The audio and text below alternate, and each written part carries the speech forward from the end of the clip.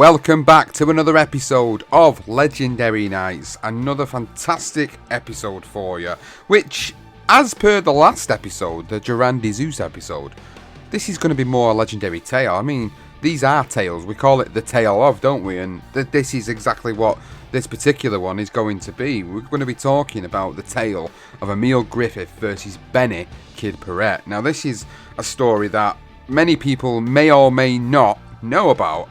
But a lot of boxing fans may have heard of Benny Kid Paret for the reasons which we'll discuss throughout the course of the episode. And Emile Griffith himself is a boxing legend, so I think most people who listen to this podcast will know who these guys are for the reasons that we're going to discuss. But it's not essentially something that you would automatically think about as a legendary night, and some might say it could be categorised as a tale of ecstasy and agony. And it's difficult, isn't it? And I suppose what we need to do to put this into context before we go into the story, Johnston, is, we've got to first of all give a bit of a disclaimer on it, because of the fact that there are some derogatory terms used throughout the course of this, and we've not left them out of the story because it makes the story. So if you hear words that maybe you're a bit offended by, we apologise in advance, but it has to be told. It's part of this particular story. It's what makes this story as great as it is as an overall tale, as hard as it is to discuss the sad aspects of it. There's so many different stories that I think people will really enjoy hearing about that they won't have known. So it's been great to put this together. And Johnston, again, as always, you've done some fantastic work getting some of this information together, and I'm really excited to do this one. Yeah, as you say, it is a tale. It's a great trilogy between these two. But obviously we have a situation at the end. It's just a tale. It is a legendary night. It does get overshadowed and forgotten because of certain things we're going to go into. But it's one that I believe needed to be told, and I think I'm glad we're doing it. I mean, it could have even fallen in the dark side of boxing, to be honest with you, with the way this pans out. Just follow the story. It's a cracker. So as always then, we're going to intertwine the careers of these two competitors and tell you a little bit about the backgrounds which led to their eventual collision course. Starting first with Emile Griffith, who was born in St. Thomas in the US Virgin Islands on February the 3rd, 1938. And he made the move to New York as a teenager. And during his teens, he managed to get a job working at a hat factory owned by Howie Albert, thanks to his cousin, Adigo Lambert. Now, the story of how Emile found himself in boxing is now stuff of absolute folklore. And during the summer of 1956, the 18-year-old Emile got permission from his cousin Adigo to remove his shirt. Now, he revealed a 26-inch waist, a muscled 44-inch chest, which got the female hat packers in a bit of a sweat. Now, Mr. Albert had never recognised Emile before, but witnessing his female workers becoming flustered and giggly, he went over to see what was so amusing. When he saw the young strapping Emile working away without any idea that the people were looking, he asked if he had done any boxing, and Emile said, "Sure." Now, smiling at the question, Howie asked, "Where?" expecting to hear the names of Stillman's or the Gleason's gym. Now, Emile spread his arms wide, and with a matching grin, said, "Right here, boss." Now, thinking he meant boxing up the ladies' hats, his ambition was to be a ladies' hats designer. Now, Howie lifted his fists in a boxer's pose and he went, "Oh," and Emile said in disappointment, "That boxing." Great story there, great start. So after a few casual workouts in the stockroom, Howie was so impressed that he entered him into the 1957 Golden Gloves tournament at Madison Square Garden. Now, he didn't reveal his plan to Emile, who was alarmed when he was actually summoned one day by a letter to the Daily News office for a medical examination. Emile actually picked up the phone and called his mum. He said, "Mum, I think I'm being drafted." Now, when he turned up for his physical, he was startled to discover that the medical was for a boxing tournament. Now, he had never heard of the Golden Gloves, and while boxing was better than the army, Emile felt disgruntled. His suspicions were that Howie was behind everything, and they were confirmed the next day when returning to the storeroom. He was met by his boss, who presented him with a new pair of boxing trunks. Now, he wasn't best pleased, and he said that he wasn't interested. He would rather design flowery hats. Now, Howie changed his mind when he was informed that the girls in the factory that had seen him without his top and got all giggly, Dad actually put some money together to buy him the shorts. So Emile reluctantly accepted, and Howie sent him to Gil Clancy at the 28th Street Parks Department gym to get him ready for the Golden Gloves, which was only a few months away. Now, with very limited training, Emile proved that Howie had an eye for talent. He actually reached to the final, but eventually lost on points. 1 year on, and he became the national Golden Gloves welterweight champion. So moving on to Benny Kid Paret. Now, on March the 8th, 1958, the 21-year-old, who was managed by Manuel Alfaro and trained by Jose Caron Gonzalez, he actually fought Tony Amaranteros and beating him by a 10-round decision in Havana. So at this point, when we move into Benny Kid Paret's story, he's already turned professional. He's already fighting. Now, his professional boxing career had started 4 years prior in 1954, with every fight taking place in Cuba. Now, he was fighting at the 147-pound weight limit and now had a record that stood at 21 wins and only 3 defeats. His first loss came against Rolando Rodriguez in a second-round knockout in November of 1956. But he did avenge that defeat by outpointing Rodriguez twice and knocking him out once in the next 14 months. His other defeats came against Jolimero Diaz over 8 rounds and the future world welterweight champion from Cuba, Luis Rodriguez, on his return to Cuba. Now, there was a dispute over the result of their first bout in Havana in February of 1958. In the Ring, May 1958 edition, Paret was wrongly reported to be the winner. The published records of both fighters in the Ring Record Book 1959 and subsequent editions show that Rodriguez was the winner. Now, Paret made his New York City debut in May 1958 with a 6-round draw against Bobby Schell from Washington, D.C. in the St. Nicholas Arena. Now, he did well enough to return to St. Nick's on West 66th Street the following month and hammered out a 10-round points win over Eddie Armstrong. Now, for 5 rounds, the smaller Armstrong, he gave a good account of himself, but then the larger Paret took over and he won clearly. So by November 1958, Paret was back in New York City, this time for good. He actually never returned to Cuba again. The St. Nick's matchmaker was Teddy Brenner, and he was very interested in Paret. And on his return to the States, he arranged for a fight against Andy Figaro of Puerto Rico, and he knocked him out in 2 minutes and 19 seconds of that first round.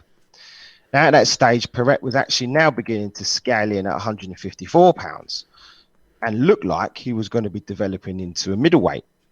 Now, a split decision victory over an unbeaten Argentinian called Victor Valazar, 15 with 15 knockouts as well, mind you, well, that caught the eye with his fast hands and combination punching.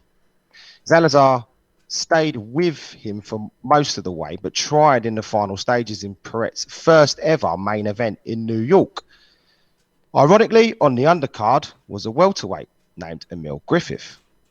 This was not going to be the first time they met. Biographer Ron Ross remembers how they first met, and he said Benny lived in a neighborhood near Emile, and they used to pass each other in the street, and they even played basketball together. Lee Brenner was so impressed with the first fight between Paret and Salazar that he made the rematch the following month.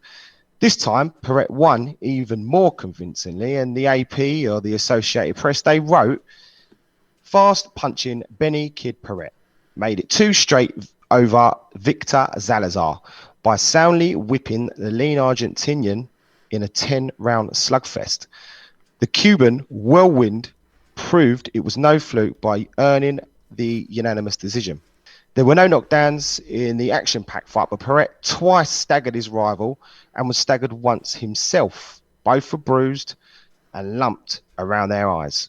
Now, Emile Griffith turned pro on June 2nd, 1958, and Gary Smith of Sports Illustrated explained what boxing did for him. And what he wrote was it gave him money for the first time and enabled him, after each pro fight, to fly one or more of his 7 siblings up from the Caribbean to New York City and attempt to recreate something that had exploded in his childhood in St. Thomas. Now, this was back when his absentee father cleared out for good and headed to America, when his mother left to take a cooking job for the governor in Puerto Rico, and when his brothers and sisters were scattered like shrapnel, landing in the homes of their mother's relatives and friends. Now, on the night, Griffith shared a Brenner card with Paret at St. Nick's on West 66th Street, and he knocked out Larry Jones in 5 rounds of a scheduled 6 in his 6th professional fight. Emile soon became Teddy Brenner's favourite young fighter after his first 12 professional contests. Now, the matchmaker knew he could depend on Griffith's technical excellence, stamina and punch resistance to keep the fans hooked. So it was no surprise when Griffith fought his 13th fight at Madison Square Garden, where he picked up a 10-round decision over Kid Fanique from Cuba. Now, once again, he shared the same card with the headline act, which was Benny Paret. Now, back to Paret, who had decided to test the water in the middleweight division, but was made to rethink his next move after back-to-back points defeats at the hands of Cecil Shorts and Eddie Machine Gun Thompson.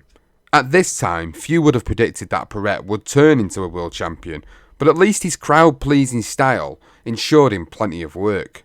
Those that were around during this time remember how entertaining Paret was, speaking in the documentary about Emile Griffith, Ring of Fire, which was directed and produced by Dan Clores with Ron Berger. Gil Clancy said, Paret was a guy that was very similar to Emile because he was very good fundamentally, but he did not have a big punch. The referee, Joe Cortez, he remembers Benny Paret would take 3 or 4 shots for every one he gave. And Ron Ross agreed, and he said he would take 10 to get in 1. And so did Howie Albert, and he said he could take 50 punches and land 2.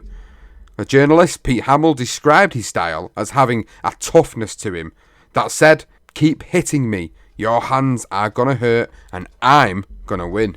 I think you're getting a gist of how tough Benny was. And during sparring, Benny would actually allow his partners to unleash on him without much coming back from himself. His idea was to build up his punch resistance for his up-and-coming fights. Now, Ike Vaughan was one of those sparring partners, and he said, Benny will let you hit him several times if he thinks he can hit you back.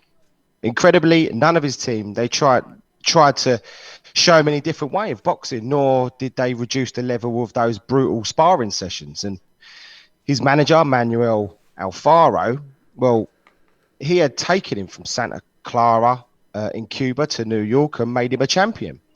Lucy, who was Benny Paret's wife, said that she'd never warmed to Manuel Alfaro because he just saw her husband as his cash source and acted like he owned him. Now, Edwin Pope of the Miami Herald spoke to Alfaro, and this is what he had to say about his sparring style. He said, Benny does not seem to feel punches. He lets his sparring partners abuse him as much as they like. I can sit him down in a corner and walk away, and he will just sit there for 3 hours without saying a word. He might just listen to music, and if you speak, he does not hear. You have to pinch him several times before he even looks at you. I think there's some alarm bells ringing right there. When asked if he was concerned about the damage Paret was unnecessarily taking, Alfaro shrugged and said, we don't like him to do it that way, but he says it helps him to get ready for a fight. He trains one way and fights another. When we were in New York, some bookies came round to see him train against Federico Thompson. They run out very fast and bet on Thompson. You know how that one came out? Paret in 15. Now, after the demise of Friday Fight Nights, famously sponsored by Gillette, ABC decided to produce a show called Saturday Night Fight of the Week. Madison Square Garden would supply the overwhelming bulk of the promotions, with Teddy Brenner at the helm. He was the Garden's matchmaker. Now, Paret answered the call as a substitute for a substitute to fight Gaspar Ortega, who was 49-15-2. Originally, Ortega was to fight Florentino Fernandez, who withdrew with a virus. Then Charlie Scott, who was signed, but he couldn't get into shape in time. Therefore, Brenner needed a reliable fighter to call on. So he chose the durable Paret. Pete Hamill explained what made him the perfect fighter to feature on national television, and he said, as a fighter of the television era, he was perfect for the people that was producing the television program. These were the type of guys that they wanted on the TV. Now, he would last 10 rounds, which meant that you had 9 rounds of commercials before people changed the channel. The fight was shown live on Saturday Night Fight of the Week at Madison Square Garden, with Ortega winning a split decision. But Paret had proven his worth, with the United Press International acknowledging his performance by saying, Paret displayed so much class last night while losing an unpopular split decision to Ortega that he earned a non-title shot at the welterweight champion Don Jordan. Unfortunately for Paret, he did not meet Jordan until their title bout in Las Vegas the following year. Moving back to Emile Griffith, his next opponent was American Randy Sandy, who had defeated Dick Tiger in a dubious decision earlier in the year. The fight was held at the Academy of Music in Manhattan in front of a capacity crowd of 1,430 people. The New York Times reported, Griffith scored in the middle rounds, but Sandy was strong in the 8th and the 9th round, as Griffith fell to his first professional loss by a split decision. Now, following back-to-back wins for Emile, he was given the opportunity to fight in front of his first television audience on February the 12th, 1960, at the Garden against Paret's successor, Gaspar Ortega. Now, at the press conference before the fight, Griffith bought a dozen women's bonnets and popped the fuzziest one of all on Ortega's head for the cameras. And there is a picture of this on the web which was released by the Associated Press with the caption underneath saying, "Rest easy, America, the hat maker is no sissy." Now, the Associated Press also wrote this on the fight. The 21-year-old Griffith owns a split decision over the experienced Gaspar Ortega of Mexico after his first main event in MSG. Griffith got off slowly but came on strong in the middle rounds with his superior speed.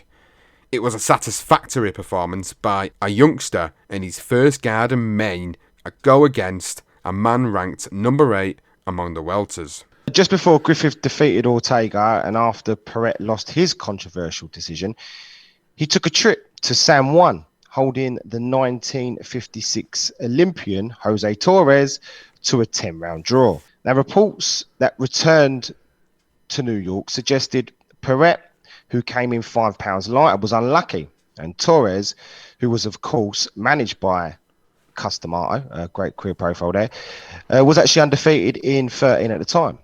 Now, in December, Paret further enhanced his reputation against Charlie Scott, who had won Ring Magazine's Respectable Progress Award for 1959. Well, Paret, unfazed by that, he jumped all over Scott, crowding him out, punching him and dropping him in the final round to take the decision. Although that result put Paret into the world rankings, there were those who considered it a fluke. His response was to do it again in front of 3,500 fans at the Garden on January 29, 1960. Many ringside observers felt that a draw would have been a fair result, but the flash knockdown in the 5th round was probably the reason for Paret getting that split decision win. Now, suddenly, Paret was ranked number 4 behind the world welterweight champion, who was Don Jordan. This is the same fighter whose promoter, Jackie Leonard, refused to play ball with Blinky Palermo and Frankie Carbo, and he was jumped on by a couple of thugs who gave him a good kick in, and then petrol bombed his house. We did go into that with the mafia and boxing. Now, jumping back to Emile, and he fought twice at the Garden in the space of just a couple of weeks, originally defeating Denny Moyer 24-1 by a split decision in a close fight. The unofficial ringside poll, 14 sports writers saw 6 writers scoring it for Griffith and 5 scoring it for Moyer, and 3 scoring it a draw. The rematch was moved to the next month at the Pacific Livestock Pavilion in Portland, Oregon. And the Associated Press report explained, Moyer went after Griffith with both hands in the final rounds. Few fans, even in Portland, had seen Moyer jab and counterpunch the way he did in this fight. Griffith displayed power to punish, but seemed unable to bring it down on Moyer. Although the fist flew, neither boxer seemed able to inflict any damage on the other. The verdict was a split decision in favour of Moyer. Now, in between the Griffith and Moyer fights, Paret fought a thrilling 12-round draw against Luis Federico Thompson, who had a great record of 121, 9-9 at Madison Square Garden. Defeat would have cost him his chance to fight Jordan for the welterweight title.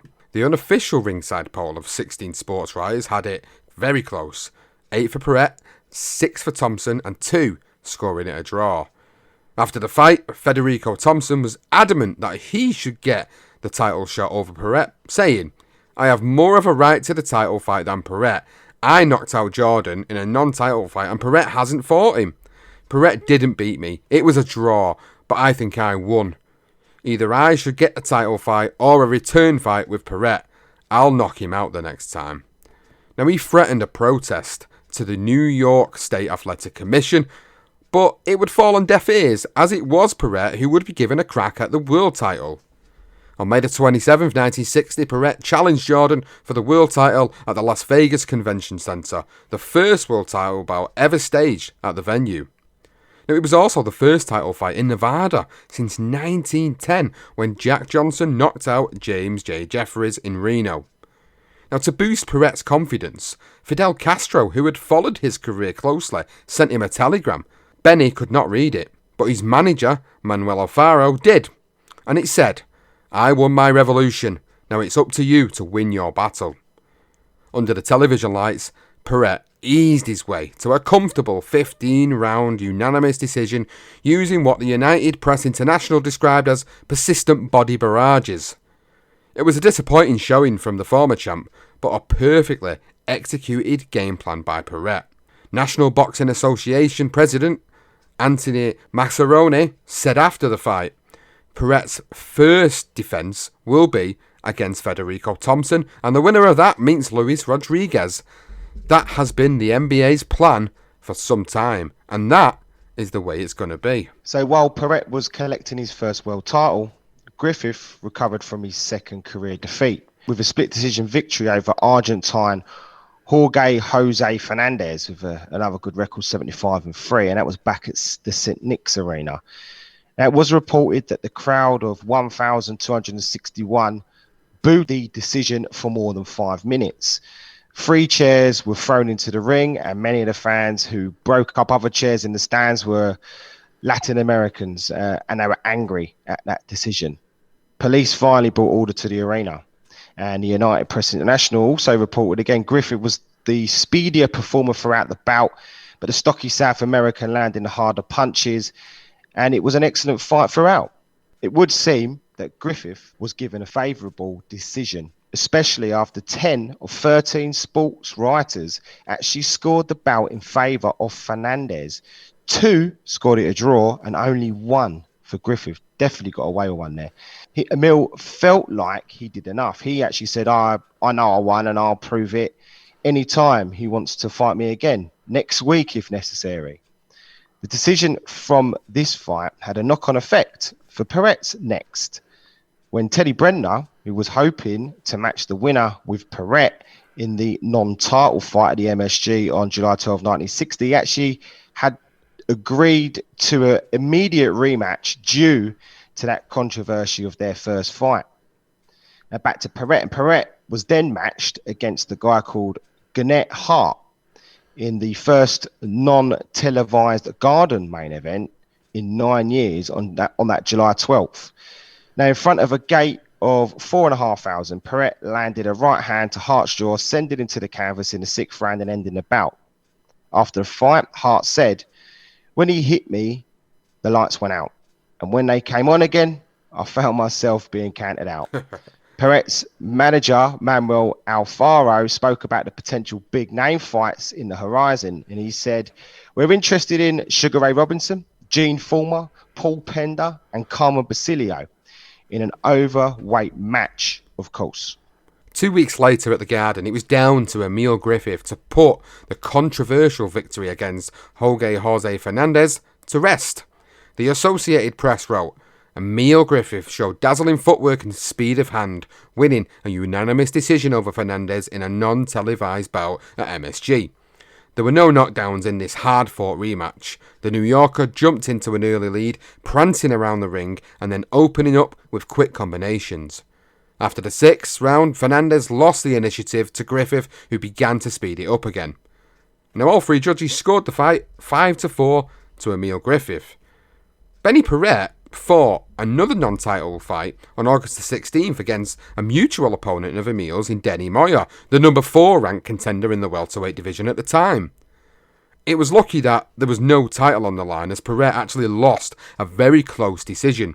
Low blows in the 7th cost him the round and inevitably cost him the fight. Paret knew the reason for his loss, but he praised his opponent by saying, "The round taken from me cost me the fight, but Moyer is very good and very hard to fight because he ties you up at close quarters. I'll be glad to give him a title shot after I beat Federico Thompson." Now 11 days later, and it was the turn of Emile to entertain the MSG crowd when he took on Cuban Florentino Fernandez, who was 27-1. Griffith staggered Fernandez with a right to the chin in the first round, which opened a cut on his left eyebrow. The following round saw Fernandez docked a point for 2 low blows, and again the 5th for persistent holding. Now Griffith was badly rocked in the 6th, but he came back in the 7th to burst open a severe cut to his opponent's lip and chin. Hurt again in the 9th, Emile managed to see out the fight and actually take a unanimous decision. Teddy Brenner now needed a durable opponent for one of his favourite youngsters, so he opted for the South African Willie Tawel, who was 46-5-2, a fighter he remembered in his earliest cards at the Garden. The winner was assured the chance to fight for Benny Paret's world welterweight title. They met for the first time at a restaurant on East 53rd Street to conclude the deal. Now, Willie was still suffering from a tragedy in the ring when he fought 21-year-old South African Hubert Esakau on 19th of March 1956 in defence of his South African featherweight title. Now, Esakau sustained fatal brain injuries in the fight and he died 52 hours later after losing to Tawel by 11th round knockout. Now, during the negotiations, Willie was asked by reporters what it felt like to have killed a man. Willie's brother and trainer, Alan Tawel, answered most of his questions, but Willie responded in a sombre and touching statement saying, "I think of Hubert every day. I said mass for him again this morning. I will do the same again tomorrow." Now Griffith, he refused to talk trash. Instead, he was gentle with his next opponent, clearly noticing his demons were still raw, and spoke only of dancing and even consoled him by saying, "Hey champ, we're nearly done." The fight was signed and agreed to take place at Madison Square Garden on October the 22nd, 1960. The New York Times reported on the fight. Griffith knocked Tawel down in the 4th round with a right hand to the chin for a 3 count. Tawel was knocked down once more in the 7th and twice in the 8th round. At the conclusion of the 8th, Tawel was holding his stomach with both hands. The referee decided to stop the fight before the 9th on the advice of the ringside physician. Back to Paret. He finally made his first title defence on December 10, 1960 against Federico Thompson with that 125 wins, 9-10 record. Great win there, great record there. Now, he was actually unbeaten in his last 32 contests. He was absolutely no mug. The fight was the headline act at Madison Square Garden in front of a disappointing crowd of just 6,000 in the arena that held over 20,000. But those fans who did buy tickets, gate receipts, which estimated about $25,000, well, they saw an exciting battle. Paret forced the pace, steaming in to land his body shots and fast combinations. But he had to ride several jarring left hooks to get into range, again taking punches to get one. Thompson suffered a cut in his upper lip in the 4th round and appeared to hurt Paret in the 8th, but Paret recovered and took the fight to Thompson. At the end of the fight, referee Arthur McCanty had it 7-6, with the 2 judges both scoring it 9-6. Paret had made his first successful defence of the world welterweight title and took 40% of the net and television money, which was $50,000, which earned him $16,000, his largest career purse. Now, afterwards, Paret talked of defending his title once more. Emile Griffith had replaced Luis Rodriguez as the number 1 contender, and then stepping up to the middleweight to fight either Gene Former, Paul Pender, or Terry Downs. After a non-title fight against middleweight Jose Torres fell through, Paret, well, he had a score to settle with that Mexican, Gaspar Ortega. But on February 23rd, 1961, 2 days before their rematch at the Olympic Auditorium in Los Angeles, Fidel Castro banned professional boxing in Cuba. Castro insisted that the professional fight business was a parasite of America, which would suck the blood from Cuba's finest athletes. Now, only amateur boxing was allowed in Cuba, Paret's native country, and any Cuban who defied the law would be imprisoned or commended to exile. Unsure whether he would ever be able to return to his native country, Paret must not have had the right frame of mind going into the fight. He looked slow. He was heavy coming into the bout by more than 7 pounds, apparently, above that welterweight limit. Ortega took advantage and went on to win another close fight, but a well-deserved unanimous decision after 10 fast, hard and competitive rounds. So we'll now move in to the first fight between Emile Griffith and Benny Paret, mentioning earlier that these two were on the collision course. Now, the first fight took place on April Fool's Day in 1961 at the Convention Center in Miami Beach, Florida, in front of a crowd of 4,618. The referee was Jimmy Peerless, and the two judges were Stuart Winston and Bunny Lovett. Now, Benny Paret, Cuba's only world champion, he was the betting favourite against Griffith, but were even at the fight time due to the late money on the American. In terms of age, height and weight, little separated Benny and Emile. They were both 23 and 5 foot 7.5 inches tall. Emile had weighed in at 145.5 pounds, and Benny had scaled at 146.5 pounds. Emile might have been fractionally lighter, but he looked more imposing. His chest expanded to 43 inches, while Benny's reached just 38. Emile's reach was also longer, at 72 inches compared to 69, and his thighs were a couple of inches thicker. He was happy to be slimmer around the waist, 27 inches to Paret's 29.5 inches. Now, Paret had, at this point, fought 46 professional bouts with a record of 34-9-3, and 24 bouts for Emile Griffith at 22-2. Now, Emile's mother and his cousin, Bernard Forbes, were both sat at ringside, being just as loud as the Cuban band, who were eager to greet their world champion into the ring. The boxers were draped in traditional gear as they made their long walk to the ring. Griffith was clad in black, Paret in white. Now, Emile Griffith bowed politely when he was announced as the challenger, while Paret raised his arms and he actually did a little dance after being hailed as the world welterweight champion. They were brought together by the referee Jimmy Peerless, who said into the booming microphone, "Fellas, you've received your instructions this afternoon and I'm here to enforce them rules. When I tell you to break, I want you to break clean and watch yourself at all times. Shake hands now and come out fighting." So I'm going to go into the first part of the fight. We're going to break this down. You know, we've got 3 fights to cover in. There's a lot of information in between. So I'm going to go from rounds 1 to 9 and then Sean, you jump in and do 10, 12. So starting from rounds 1 to 9. Well, Paret was the busier and more aggressive fighter in the opening 2 rounds, and he shading the scorecards thanks to his quick feet and slick body punching. With the occasional clinching in a couple of the rounds, it prompted commentator Don Dumfrey to say, "The referee Jimmy Peerless kept instructing break in both English and Spanish." Before the 3rd round, Clancy instructed Griffith to switch the focus of his attacks to the body. Griffith came out in the 2nd and shook Paret with a couple of sharp crosses.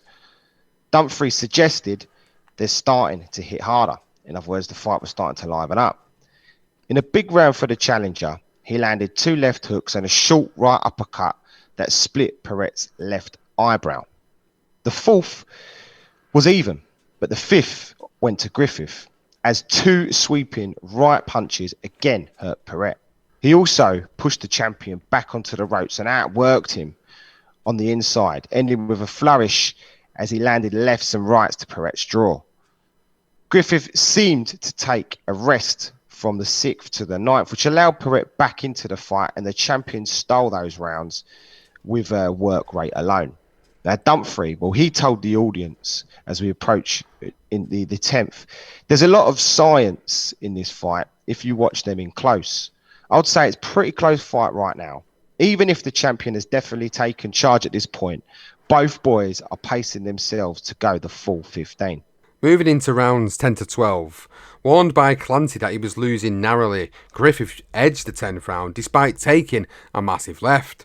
He finished strongly with 3 right hands and a left just before the bell that hurt Paret, sending him back onto the ropes.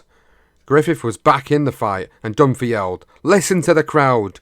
He continued with his assessment on each fighter as they edged in to the championship round, and he said, "I've got a problem for young Emile Griffith. He's never gone 15 rounds. Paret has gone 15 rounds twice. We're looking in on Paret's corner where there is a little bit of consternation. Paret has gone the 15 round distance against Federico Thompson and Don Jordan, winning both of them, but Emile Griffith has never gone beyond 10 rounds. The television cameras swung towards the challenger's corner. There's Gil Clancy, Dumfries explained, as the trainer instructed Griffith while punching in the air with deadly combinations. He's giving Griffith the merry whatnot over there, coming up to round 11 of a 15 rounder, and it's very, very close. Now Paret looked tired as Griffith caught him with right uppercuts to the head and body. Paret fired back, but Griffith had still won an eventful round. Paret emerged rejuvenated when they came out for the 12th, and he out-hustled the challenger. Clancy had seen enough. He told Griffith how easy it was for him to get under Paret's right hand and nail him with a left hook, which would win him the fight. And as his fighter looked down timidly, Clancy slapped Griffith across the face, which got his attention. Griffith looked up at the man who he considered a second father, and Clancy urged to him, "Wake up, Emile. Don't you know you're fighting for the championship of the world? Get out there and start fighting." Going into the 13th round with Clancy's words of encouragement ringing in his ears and obviously a sore cheek, Griffith came flying out of his corner with more vigour. Paret kept him at bay for a minute until Griffith took a short step forward and threw a crushing left hook that caught Paret square on the chin. The Cuban backpedaled briefly until Griffith nailed him with another hook, followed by a right. Paret collapsed in a heap on his back. As Peerless started his count, the fallen champ managed to roll onto his side, but all he could do was gaze vacantly into the crowd. Paret did not even try to move. He just laid there and allowed Peerless to count him out. Bit of a big-shot battle. That's the first knockdown. Paret is down. 5, 6, 7, 8, 9, 10. A knockout for Emile Griffith. Emile Griffith, who was down himself, picked up by Gil Clancy. We're going to have an interview with the new champion. A surprising knockout victory in the 13th round by Emile Griffith. As Peerless turned away, Emile Griffith, when he leaped straight into Peerless's arms, who dropped him. Griffith turned his roll into some sort of somersault half cartwheel, saw Gil Clancy and jumped on him. This time he was caught, and they danced around the ring together. Emile continued to jump up and down and wave his hands in the air. Hysterical shrieking then broke out from the arena. Emile's mum came bursting into the ring screaming, "My baby, my baby." Elmanda Griffith hugged her son and then, overcome with emotion, promptly fainted, only to be caught by Clancy and Albert. They managed to prop Elmanda up on a fighter's stool while Howie fanned her down with a towel. Now of New York City. Emile, congratulations on a wonderful victory here in Miami Beach. It was a very great fight. What do you think about Benny Kid Paret? He's a good boy. Tell me, he tagged you around the 6th round with a right hand that seemed to turn the fight his way for a while. Do you remember that? Yes, I remember that, but he didn't hit me. I went right back at him when he hit me, but he did hit me with a punch. Did you follow the strategy all the way that you had? No, I didn't. You changed it once in a while. Yes. Well, here's the Gil Clancy who brought this young man onto the title. Don't go away. Here's Benny. Good luck to you, Benny. You're a fine champion. Gil, tell us about the fight. Now, you've done remarkable work with this young man. He was nowhere, I was telling the people, in the welterweight picture 2 years ago, and here he is champion. Tell us a little about him. Well, Don, he won the championship, I'd say, mainly because he works very hard at his profession. He's a very good, honest workman, and I think he's going to be a great champion. Well, good luck to you, Gil. Emil, any plans? Have you got a return match contract with Paret? We'll give Benny a return match. It's a great little ending to the fight there for Emile Griffith. Great punch and obviously a great win for him. So going into the aftermath of that first encounter, Emile Griffith had become the world champion, and Don Dunphy cornered Griffith and Glancy for an interview, and Griffith spoke first and said, "Thank you, it was a very great fight." And Dunphy asked, "What do you think about Benny Kid Paret?" And Griffith replied, "He's a good boy." Now Paret approached them quietly, and Griffith kissed him on the cheek, and Dunphy asked, "Emile, any plans? Have you got a return match in your contract?" Clancy responded, "We'll give Benny a return match. We think he's a good, tough fighter. He was a good champion, and we'll be glad to give him a return." Emile and his team celebrated until the early hours of Sunday morning at Jimmy Grippo's nightclub on Miami Beach. Emile's championship purse helped to buy him a new house for all his family. His mum Gloria, Franklin, his two other sisters, Eleanor and Joyce, his stepbrother Colimero, and stepsister Karen. And Gloria's husband, unfortunately, he was named Wilfred. He was shot dead in a street in Harlem. And he was also apparently a good friend of Emile's as well. So Emile used some of that money to help Gloria get their children into a house, which I thought was absolutely brilliant. Now, after the fight, moving into what this meant for Paret, he admitted that he had experienced trouble in making the weight, and he said he took off 8 pounds in the final week. It cost him more than the title. He had been set for a lucrative European tour, which would have earned him $160,000 for 2 fights against Dililo Loy in Milan and Brian Curvis in London. However, the offer was conditional on him holding the world title. There had been a rematch clause in Paret's contracts against Griffith, but Manuel Alfaro persuaded him to surrender it. In exchange, Paret and Alfaro were paid $20,000 to step aside for Emile Griffith to fight Gaspar Ortega. Paret and his manager were 20 grand richer, and Alfaro had a cast iron guarantee that they would get the next crack at the champion. Paret had fought so often, and his head hurt so much that he needed a break. He kicked back at home with a shot of Hennessy and pineapple juice and a cigarette of Camel, with wife Lucy and his son, little Benny Jr. It was a well-deserved 6-month layoff, with a rematch already set for September the 30th, 1961, and Paret was hell-bent on revenge in the Garden. In this time, Griffith went on to knock out Ortega in 12 rounds and take a 10-round decision 2 months before the Paret rematch. So moving into the build-up for this one, much more interesting build-up than the first fight. So a week before the Paret rematch, Griffith was 6 pounds over the 147 pound welterweight limit. So Emile spent much of that week pretty much starving himself. The fighters faced each other later that week at a Midtown gym near Madison Square Garden. They had met the press and taken part in a joint photograph staged by a guy called John Condon, the arena's publicity director. And it was all part of the Garden and ABC's determination to promote their fight as hard as they could. And Griffith entered into the spirit of it all, as did Paret, who actually stripped down to his boxing shorts for the photo shoot. Now, everything seemed to be civilized between the two, although Benny was much more serious than normal. Now, by the morning of the bout, Griffith actually weighed in 148 pounds. So a quick 15-minute run brought him down to that exact fighting weight of 147. Now, trouble was, he could not eat anything before the weigh-in. Clancy only allowed him to suck on ice cubes all morning. Now, in the weigh-in, Paret actually came in at 146 and Griffith 147 on the dot. Now, once the photos had been taken, Emile stretched out his hand to Paret. The Cuban initially hesitated, and then, without looking at him, he shook his hand, mockingly. From what we're being told and what was sourced, you could cut the atmosphere with a knife. It was dead quiet until a roar of laughter came from Paret's side of the room.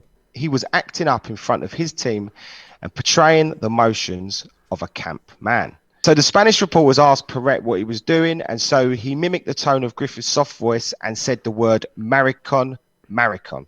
Spanish for the word faggot. Now, Paret turned and looked straight at Griffith with his hand on his hip and mocked him. Emile was embarrassed and he felt humiliated. Apart from his brother Franklin, no one had ever dared ridicule him openly before. Emile pulled on his street clothes and told Gil and Howie he needed to eat and he needed to get out. And they just said, "Okay, Emile," Clancy said quietly, "let's get out of here." Now, normally after a fighter mocking another fighter during a weigh-in, it's just part and parcel of the sport. But this was the early 60s, and mocking a fighter about his sexuality was the lowest of the low, especially when the fighter was a closet homosexual. I mean, this is a period of time where it was very much frowned upon to be homosexual, to be any part of a different way of life than what was considered normal at the time was really badly frowned upon. So to be mocked that way was really embarrassing. Now, Emile had not come out about his sexual preferences, and why should he have done? Those within boxing circles, they had their own suspicions, but nobody ever dared raise their uncertainties with Emile. Bob Jackson, a New York City trainer, said, "We're like the police, the blue wall. There's a code. We might talk among ourselves about it, but nobody would talk in public about something like that. Nobody, except a desperate man." Even Sugar Ray Robinson said it was irreconcilable to be homosexual and a world champion. Says as long as he was beating the shit out of people, it gave lie to the slander. You couldn't confirm it, you couldn't deny it, you just had to put it over there. Now, Emile had a girlfriend to disguise his sexuality, Esther Taylor. They met when they were both young, growing up on the streets, and he also had a good friend called Calvin Thomas, who he would call my running buddy. Calvin and Emile never trained together. Instead, they would secretly travel around Times Square, along 42nd Street and outside the Port Authority bus terminal. They knew that some men would shout out faggot or called them fucking fairies as they wandered around the seedy joints that they loved to visit. And so they had to be very careful. Sometimes their secret was rumbled and they were spotted, but few men would ever insult Emile due to his muscular physique. Calvin, though, he was short and a little bit pudgy with a bit of a belly. He was an easier target, but appearances can be deceiving because he was a lot tougher than he appeared. He was a colourful character that was supposedly fun to be around, but Calvin also carried a lead pipe in his bag. Emile had once seen him reach for the pipe when a homophobic tried to taunt him. Calvin shouted, "You want to fight?" pulling out his bat, and the guy backed down pretty quickly. Now, Calvin was Emile's best friend and protector who loved his boxing. He knew the game intimately and hung out at the city's best boxing gym, especially Gleason's, where Benny Kid Paret trained. No one at Gleason's ever said a word to Calvin about his sexuality, and he was allowed to sometimes man the front door and collect the monthly dues. But most of the time, Calvin, he just ran with Emile. Crazy. I mean, it's so difficult. You can understand why he kept that under wraps. But I'm going back to the rematch now. And it was on September 30th, 1961 at Madison Square Garden in New York. And you had 23-year-old Emile Griffith, who was 25-2, and Benny Paret, who was 34, 10 and 3, a year older. Now, they were ready to engage in another thrilling battle. The third man in the ring was agreed as Al Berg, and the two judges were Tony Castellino and Artie Idala. Now we're going to go into the rematch. I'll break it down from 1 to 14. Now, Griffith, well, he looked the stronger fighter over the course of the first 5 rounds as he bullied Paret and snapped his head back and forth, but would then ease off and allow Paret to outwork him. The 4th round was Griffin's best. He backed Paret against the ropes and pummeled him to the point where his white mouth guard actually bulged out of his mouth. 30 seconds were left in that round as Griffith ripped punches into him, but Paret, he hung on, and just before the bell, he actually fired back a common feat from Paret. The Cuban was much more effective on the inside, using his body punching to good effect. Emile Griffith pretty much explains how this fight went from rounds 1 to 14. And he said, I went after him, he was coming after me, and we were punching each other like crazy. That was pretty much what that fight's like. It's a cracking fight. In the 11th, Griffith punished Paret, who looked close to going down. And they were both looking for moments of rest and did clinch a lot while grappling on the inside. But it seemed to be heading in Griffith's way. It was a bit of a 50-50, really. I mean, you could have threw it up for anyone. So moving into the championship round then, at the start of that round, which marked the first time Griffith would complete the championship distance, Paret gave him a quick slap on the gloves as referee Al Burl brought them together. Now, just before the final bell, they stood toe to toe and they were just landing vicious punches on each other, and it was just very similar to their first fight. Essentially, it was like carrying on from where they left off the first time round, going all the way into the 15th round. Now, moving into the verdict, Paret's trainer, Joe DiMaria, was the first in the ring at the sound of the final bell. He charged across to Paret, certain that they had won this fight. Griffith, he simply raised his right arm before he turned back and tapped the kid kindly on his head.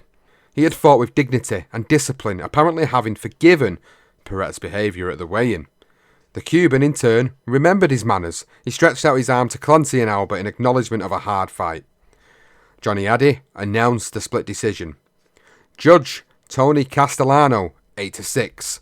1 even. Paret. Griffith began to pace, walking backwards in disbelief down the length of the ring while boos cascaded round him. He then walked forward again towards Clancy while he waited for the next score. Judge Arthur Aidala, 9-6 to Paret.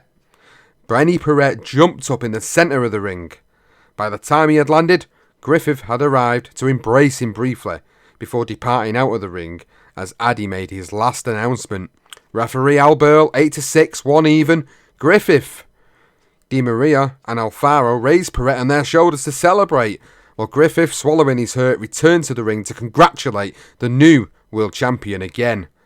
Paret nodded and grinned, and years later Gil Clancy gave his assessment on Griffith's performance in that second fight, and he said, "I thought Emile fought a lazy fight, but I still thought that he had won the fight, but he left it in the hands of the judges when there was no reason to do so." Congratulations, Benamino. It was a fine fight all the way. I want to ask him, did he think he was winning all the way? ¿Tú creías que estaba ganando todo el tiempo? He thought he was winning all the way. He lost last time because he was sick 5 days before the fight with the virus. Tell me, did Griffith hurt him on the inside when he held him against the ropes early in the fight? Dice que si Griffith te lastimó cuando estaba en la ropa. En ningún momento me lastimó. Nothing. He said Griffith doesn't have any kind of punch at all to hurt him. Well, now, Manny, is there a return bout contract? No, there isn't no return bout contract. We can fight anybody else we want. Will you fight Griffith? I will not have to fight him, but if they pay me well, I'll fight him again. We're going to try to get as many fights as possible out of the championship, and then we fight for the champion again. Well, I'd just like to say congratulations on Danny and Caballero Valiente. So the rematch aftermath, and Don Dumfrey, well, he brought Paret and his manager in front of the ABC cameras with millions watching for that post-fight interview, and Alfaro indicated that he would translate.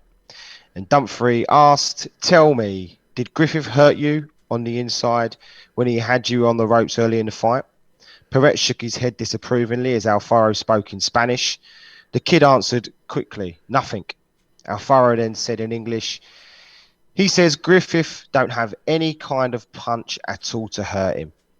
He then said, "I thought I won. He was throwing leather in there, but I thought I had him hurt and I thought I beat him. I was determined to win it back. I went back to the gym. I started training better." And Dumfrey asked, "Is there a return bout in the contract?" And Alfaro really shook his head. "No, there is no return bout. No return bout in the contract, and we can fight anybody we want to." And Dumfrey, well, he asked, "Will you fight Griffith?" And Alfaro replied, on behalf of Paret, "I do not have to fight him, but if they pay me well, I will fight anybody." Griffith in the other corner, well, he looked majorly disappointed, and him and his team were both insisted that they would happily give Paret a rematch in their first fight. So, it made sense to get the rubber match on. Alfaro and Paret were even more bullish when they got out of the ring. They heard Gil Clancy angrily talking, and he said, "We were robbed without a gun." Now, as the press swarmed around Alfaro and Paret, the new world champion, informing them that the overwhelming majority actually believed that Griffith had won the fight, the Cubans laughed. Someone from the press asked, "Any chance you'll give Griffith that rematch he deserves?" and Paret grinned while Alfaro spelt out in a bleak message, nowhere, no how, no place. Eventually, Paret would have no choice but to give Griffith a rematch. The fans would demand a decider, particularly after a ringside survey of reporters covering the fight showed 9 scoring for Griffith and only 3 scoring it for Paret. So before we get into that third fight, of course these two guys would continue on throughout the career before that final collision clash. And Emile Alfaro agreed for his welterweight champion to make the move up to the middleweight division. He'd done it once before. He was going up again to face world champion Gene Fullmer, who was now 54-4-2 at the Convention Centre in Las Vegas on December the 9th, 1961. Now, Paret only agreed to the fight when he heard the terms Alfaro had apparently negotiated. There was talk of a $250,000 paycheck in an offer made by Fullmer's manager, Mary Jensen. But by the time that was divided up, Paret would only see half of his share, but it was an offer he could not refuse. Donald McRae, the author of A Man's World, The Double Life of Emile Griffith, described the horrific beating that Paret sustained against Gene Fullmer so accurately that we've actually extracted his dialogue from the book from round 10 onwards. And this is what Donald McRae wrote about that fight. At the start of the 10th round, Fullmer had begun to hit Paret so hard that the sound of his gloved fist smashing into the flesh and bones made a doleful thud. Paret sank back against the ropes and Fullmer went to work with even more menace. He landed a concussive combination that made Paret reel towards his own corner. Fullmer piled into him and Paret crouched down woozily. Each time he bent, Fullmer straightened him with a savage uppercut. Paret could not stay upright for long, and he would crumple again, only to fall into another uppercut which snapped him awake. The poor Cuban sugarcane cutter slid down onto his haunches, almost as if begging for refuge. Paret got up and was strung up again near the ropes. In Fullmer's favourite corner, and the beating, it resumed. Suddenly, like a dying beast kicking out in desperation, Paret fought back. He threw a series of fast punches that made Fullmer pause in his butchering. Those rallies take something out of a fighter, Don Dunphy warned Paret's supporters on television. And so, let's see what happens. Fullmer clubbed Paret even more ferociously as Dunphy was hushed into silence. 18 unanswered punches smashed into Paret, with Fullmer breaking up his deadly routine by switching from the head to the body and back again. Eventually, with a gruesome slide, Paret collapsed onto the canvas after a left following a succession of right hands. Paret forced himself to rise. His arms were down, his mouth was open and his eyes were glazed. He looked vacantly into the distance. The referee, Harry Krause, clapped his hands as if to say, "Let's get this done." Fullmer, he did not need an invitation. He hit Paret with a right hand that landed just below the waistband. He followed it up with a roundhouse left that landed flush on Paret's jaw. And Fullmer hit him again with an explosive right hand, and Paret fell on his back. He supported himself on his right elbow and stretched out his left hand, holding onto the ropes, as if afraid that Fullmer might hit him again. And Krause continued to count to 10 without Paret even trying to move. After it was over, Paret got to his feet once more before falling again. I mean, that extract from Donald McRae's book on Emile Griffith's life is quite harrowing. It's a harrowing description of that particular fight and how much of a beating that kid Paret suffered. I mean, that was one hell of a beating. By the sounds of it, one hell of an absolute beating. And already makes you start to wonder, if you know this tale already, as to what this was going to lead into and where the subsequent issues would come from. But my word, this was one hell of a one-sided beating. I mean, he's had 2 really tough fights with Emile Griffith already, and Gene Fullmer bigger than him, a proper monster at middleweight, against Paret, who was just sort of like just slightly over the welterweight limit. You know, he would have gone 154 today. He would never have jumped into the middleweight division and took on someone such a hard punch. But the description there that you just read, Sean, I think it had to be put in because I think it gets people the idea of what this fight was like and how much of a one-sided beating it was. And you know, you read it well, and also it was beautifully written as well. The one-sided beating was such a distasteful watch for the New York Times writer we've mentioned earlier, Pete Emile. And he actually concluded that I remember being with some people watching it on television and thinking this is a career ender. You can't take that kind of beating and be the same fighter again. Some of your will has to be eroded away by it. And you can't help but agree with that. And then Emile then gave an excellent comparison to the effects that Paret would have received after that form of beating. And he said, you end up like a car that's been in a crash. It's been taken to the body shop and they make it look good again. But it's not. It's something internally wrong with it. And it's never the same again. And then later reflecting mournfully on a massacre of a fight, Gene Fullmer actually admitted that I never hit a guy so many times before he went out. I never beat anyone worse in my life than Benny Kid Paret. His next opponent is going to be in 3.5 months' time. And it would be against Emile Griffith for that world welterweight title, the rubber match. And referee Joe Cortez actually spoke about Paret fighting Griffith in that rubber match much earlier. He mentioned the fact that he took the fight too early than he should have done. And Joe Cortez said, a fighter takes a sound beating. It's very difficult for you to come back. They, as in the boxers, managers, they intend to give you an easy fight to build up your confidence again and put you back on track. But he was just thrown in against one of the toughest opponents in his career, against Emile Griffith. And just, we've gone into a lot of detail about the former fight because it does have a huge significance in how this ends, this legendary night. So just going back to Griffith slightly, he actually fought 3 times during this period before that third meeting with Paret. And he won all 3, 1 by knockout and 2 on points. So we're going to move into this third and final fight, the rubber match between the two. And as you've rightly pointed out, you've set the context as to what led into this particular fight. Benny Kid Paret's getting thrown straight in against Griffith, whereas Griffith has had 3 fights in the interim while Benny Kid Paret is recovering. Now, Griffith, he trained at the Catskills for this fight. He woke up every morning with Paret in mind, determined to show him that he wasn't just a maricon. He buried himself into training and even accepted Clancy and Howie's suggestion that his secret boyfriend Matthew does not visit him while focusing on getting himself ready for Paret. The Cuban welterweight champion got himself ready for the rubber match at Isan's training camp, which is a town in New Jersey's Union County. In the early mornings, he ran along the River Road and then up and down Snake Hill. Gene Fullmer had hit Paret so hard that his head throbbed for weeks afterwards. Alfaro waved away suggestions that Benny should see a doctor or have his brain x-rayed. Benny just needed a break. Alfaro insisted, and a 3.5 months outside the ring would help. Now, in the week leading up to the decider, the press gathered at Paret's training camp. Alfaro spoke as the translator, and this is what was said. I hate this kind of guy. A fighter's got to look and talk and act like a man. What kind of fighter wears the kind of clothes Griffith does? What kind of fighter talks like that? What kind of fighter hangs around with the people he does? Alfaro flopped a limp wrist at the reporters, making them laugh, spelling out his meaning without saying the words they could not print in 1962.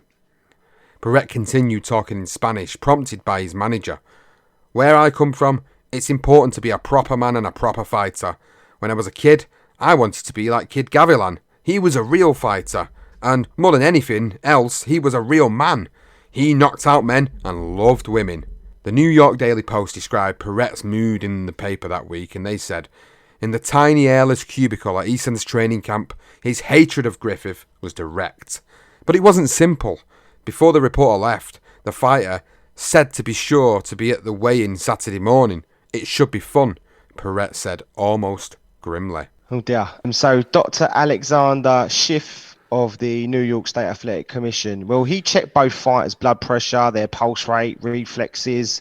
He shone a small light into their eyes and asked them basic questions to ascertain their mental health well-being. He could see no problems, apparently. So Emile Griffith and Benny Kid Paret were declared fit to fight. The last thing to do now was iron out the referee and the judges situation. Howie Clancy, the New York State Athletic Commission, and Manuel Alfaro, well, they had the short list of officials to agree. Now, they were certain that Ruby Goldstein should take charge of the fight. He was the finest referee in the world at that point, and this was boxing's biggest fight of that year.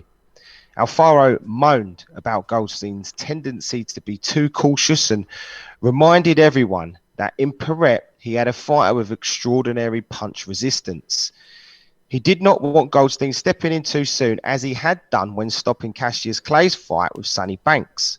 But he reluctantly accepted Goldstein after Clancy made a convincing argument, using examples of his rescue of Joe Louis in his last fight against Rocky Marciano. And he also appeared on the Ed Sullivan show alongside Sugar Ray Robinson, where his compassion as the third man in the ring was actually praised. He was chosen, as was Tony Ross and Frank Forbes, who were elected as the judges. And Paret's wife, Lucy, described her mood of Paret, and she said he was hurt after the former fight. He should have never been fighting Emile Griffith at that time.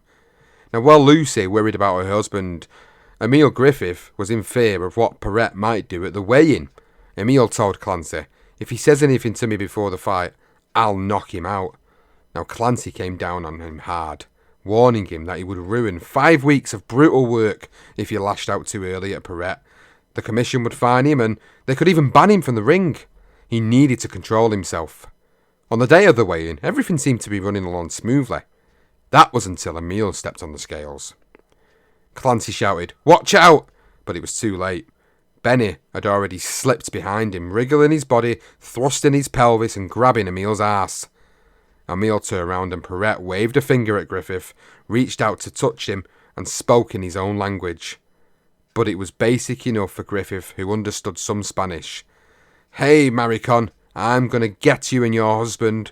The Cuban's corner roared. Emile was about to hit Paret harder than he had hit anyone before when Clancy dived between the fighters. "Save it for tonight," he begged. The trainer needed all his might to hold Emile as Paret baited him. Emile managed to find restraint and relax to the point that he wanted to cry. He couldn't believe that Benny Paret had done it again. While Emile left in a calmer manner, but with his blood still racing, Paret, the antagonist, left feeling empty and lonely.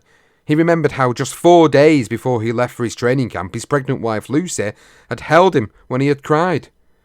They had taken little Benny Jr. to the zoo in Miami, but at the entrance, they had been turned away. "You're coloured," Benny and Lucy had been told bluntly. It was hard to take, and Lucy had been stunned when, as they left, her husband, rather than their small son, had shed tears. Now, Benny, needing Lucy by his side, he tried unsuccessfully to persuade her to leave Miami with him so she could watch him retain his title. But for weeks, Lucy had dreamed scary dreams of Benny being hurt, and she couldn't shake the images from her head.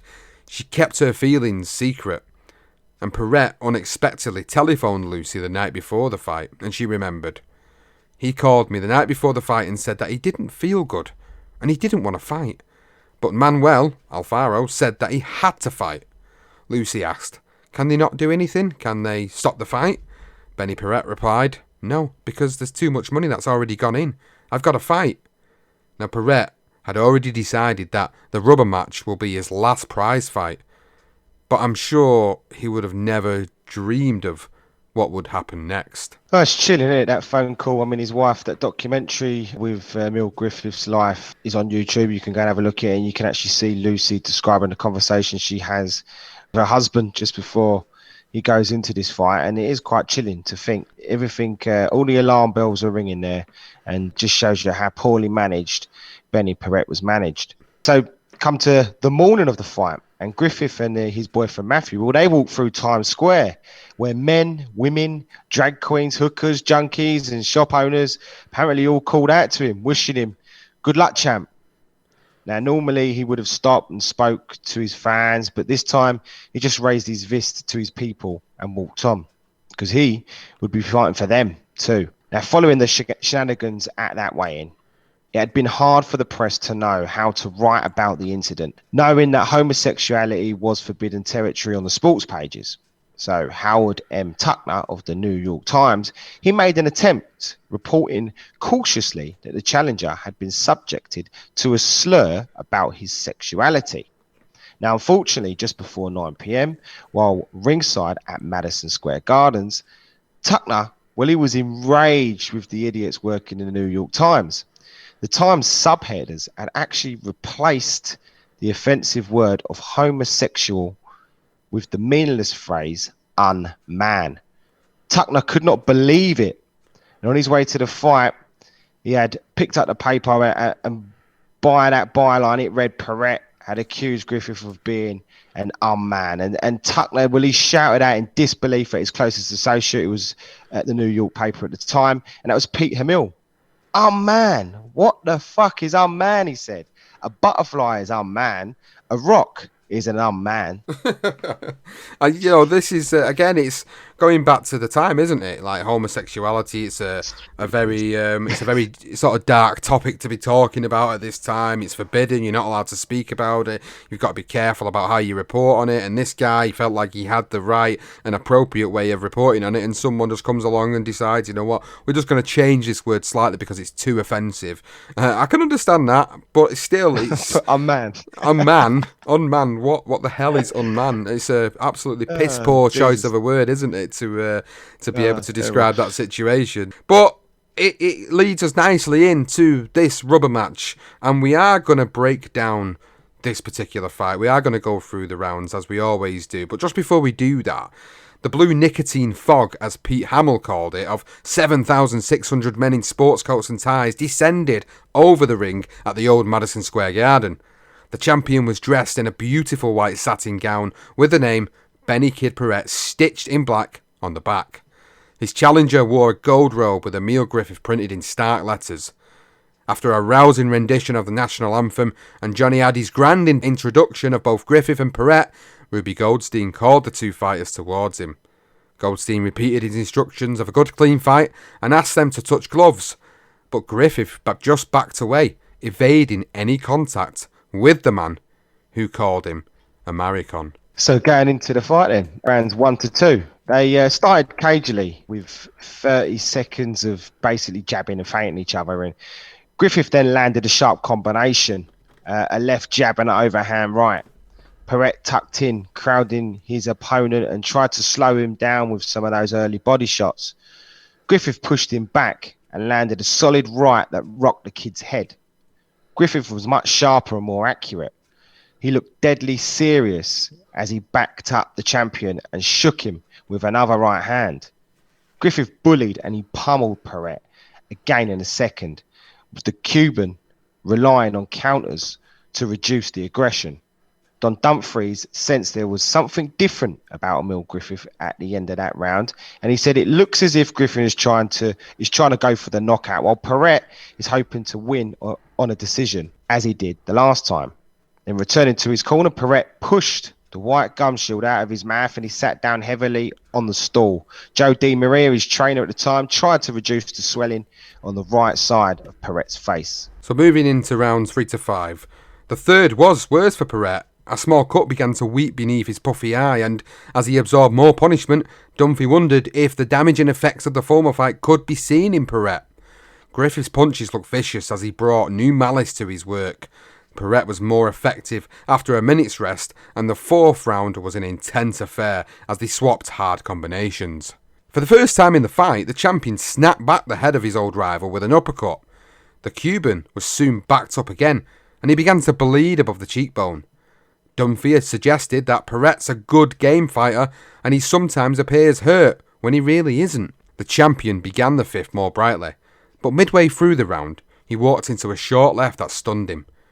Griffith followed with another combination that sent the Cuban reeling backwards, but Griffith was stopped in his tracks as Paret came back at the body.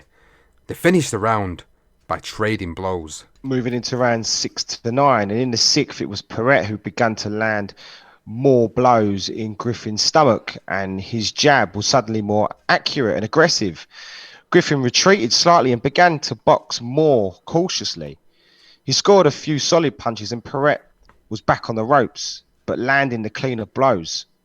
The shift was completed with 20 seconds left in the round when Paret landed a right uppercut and then nailed him with a monstrous left hook. Griffith is a great knockdown. Griffith collapses in the corner. His left hand hung over the ropes and he used his right glove to rise. It was a bad knockdown, and even though Griffith was up at the count of 6, he looked disorientated. The round is almost over, but I don't think he knows where he is, Dunphy yelled. As Goldstein gestured them to fight on, Griffin staggered towards Paret, and that's when the bell sounded, rescuing him from a very, very, very likely knockout. That fight would have been over if that bell did not ring. Gil Clancy and Sid Martin went to work in the corner, while Howie Albert just watched on anxiously. They doused Griffith with cold water, and then Clancy stopped the bleeding from his fighter's nose and began to talk calmly. A wave of smelling salts, which Martin sneaked in from the side, made Emile snort and shake his head. Clancy reminded him that he had to keep punching. It was crucial that he did not stop throwing punches until Paret fell.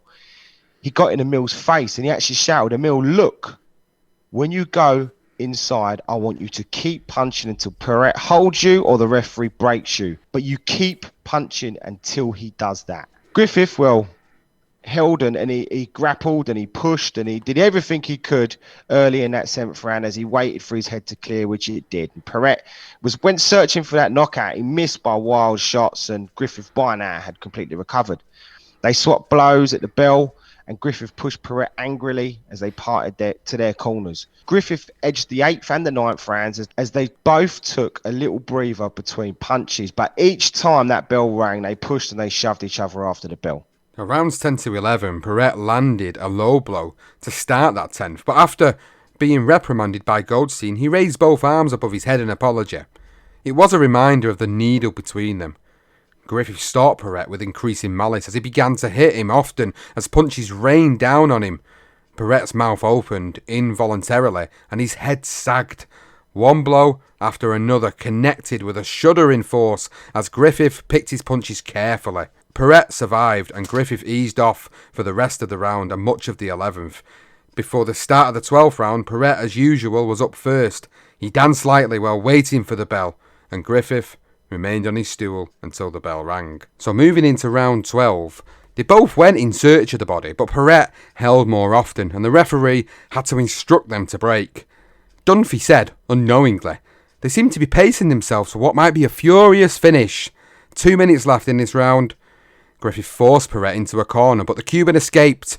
He was then backed up again, but he managed to hold Griffith off a little longer, and Dunphy grumbled. This has probably been the tamest round of the entire fight. 2 short and vicious right hands from Griffith landed on the commentator's curse. Paret wobbled backwards. Griffith saw the damage and leaped forward, throwing another right, a left and right, followed by another combination. Paret buckled, and in that moment, Griffith might have stepped back and allowed the champion to fall. But he didn't. He did what he was instructed to do by Clancy after round 6. An uppercut made Paret sag a little more, and Griffith used the right hand to hit him again. Paret tried to hold his guard up, but his arms were too weak. They fell limply to his sides. Paret turned side on away from Griffith so that he was propped up by the ropes. Griffith now had a clear and open target of Paret's flopping head, each one of his punches landing with force. Griffith threw the right hand again and again and again and again, making Paret's head rock back and forth. He used his left arm to pin Paret against the ropes while his right uppercut connected. One punch followed another in one of the worst visions in a boxing ring you will ever see. Emile actually said years later about that moment, "When I had Paret in the corner in the 12th round, I was very angry. Nobody never called me no faggot before." A minute to go, and they're going to stop it. They're going to stop it as Paret sags to the canvas. Paret goes down from sheer exhaustion. Look at him there. As his handlers put his mouthpiece out. Dr. Schiff is coming over to look at him. Paret has collapsed from exhaustion from that beating on the ropes. And Dr. Alexander Schiff of the commission is trying to get at him. What a moment that is in boxing. What an infamous moment in boxing history. Oh my goodness me, it really is one of the hardest watches you'll ever see. If you know, I wouldn't blame anyone if they didn't want to see that final round, because it is absolutely just horrifying. It really is. And we'll go into the fatal ending. I mean, Ruby Goldstein, he stood by and he watched. He was frozen. He finally snapped out of that stunned daydream and leaped between the fighters at last.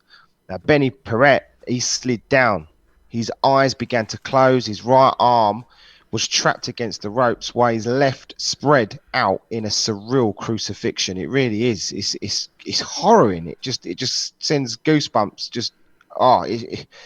It's awful. Dumfries screamed down the microphone. Paret sags to the canvas. Paret goes down with sheer exhaustion. His corner obviously raced into the ring, and Di Maria opened Paret's mouth and pulled out that bloody gum shield as he lay unconscious now. Dr. Schiff attended to him, concerned about his condition, as everyone else was.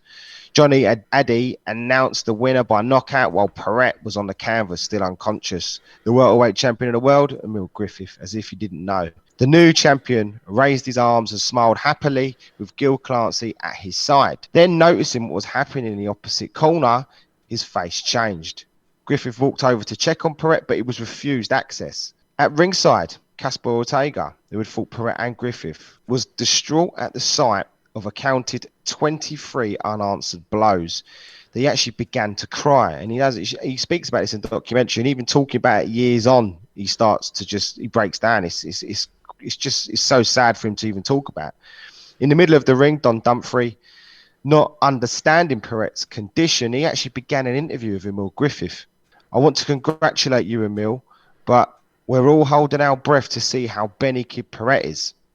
Emile replied politely, "Thank you very much, Don. I'm very proud to be the welterweight champion again, and I hope Paret is feeling very good, but they won't tell me how he feels." Then Dumfries asked Emile to take a look at our screen, which showed a replay of the knockout in slow motion videotape. I mean, it couldn't get any worse. He asked him to actually describe what happened. If you remember, it was very exciting, Dumfries said. Emile was just in a daze as he watched himself beat the life out of Benny Kid Paret before saying, "It was a series of punches in the corner. After I hurt him, he went through the ropes. I kept on punching." Dumfries encouraged Emile to look more closely at the images, and Emile said, "I hurt him there, and then I was punching inside." Dumfries was actually excited. He was obviously trying to keep the millions of viewers at home engaged in it. He was excited about the slow motion replay. It was the first time the slow motion replay had ever been used in television history, and he said, "Look at that beautiful camera work there."